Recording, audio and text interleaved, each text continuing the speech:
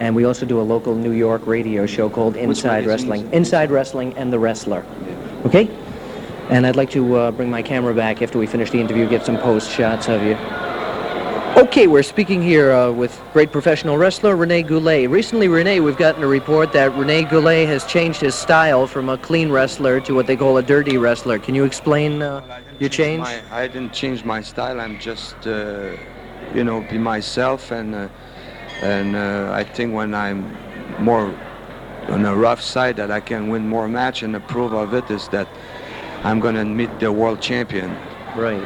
And I think in this business to be on the top and last longer, you got to be tougher and rougher, and that's what I decided, because after a few years in this wrestling, and I was you know, using only scientific wrestling, and sometimes I lose a match just by should say by an inch or something like that, but now I hit first, and that's the way I win my match. Okay, what about the fans' reaction to you now? The fans are booing you instead of cheering you. How does this affect you? Well, really, I don't care about the fan, because the main thing for me is to be on the top of wrestling world, and I make more money, and if I win my match, I don't care if the people like me or they don't like me. It's not how the fans feel, it's how you win. Yeah, I don't care about the fan. The only thing I care is me. When I win my match, mean more money for me in my pocket. And that's the way it is. Right. Renee, could you give us something about your background, how Rene Goulet got started in professional wrestling? Well, Rene Goulet, I started in wrestling I came in the United States about 8 years ago.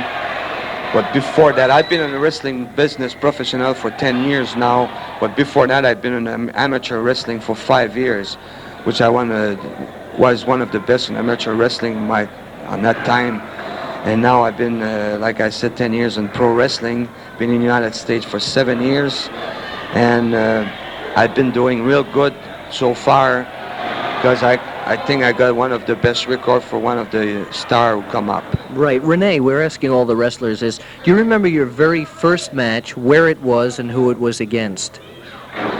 Well, yes, I still remember, because I won. To me, that was a real tough match, because when you step up in the ring, and especially on your first professional match, you don't know what's going to happen up there. You think it's going to be easy, but when I get there, my opponent just beat I don't know if you should say the hell out of me, but I tell you, that was pretty tough, and I had a different opinion. I said I'm going to be in better shape, on top of my shape all the time.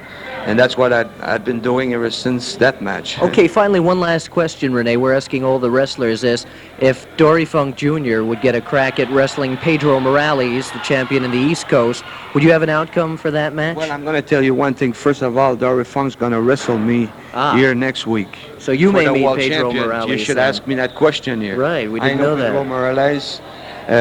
I saw him. I was around the island of Hawaii last year. Were you impressed at all? Very good wrestler, is very strong, and I think he's one of the best in the world, and I would like to have a match one of this day against him. Would you like to get up to the New York area?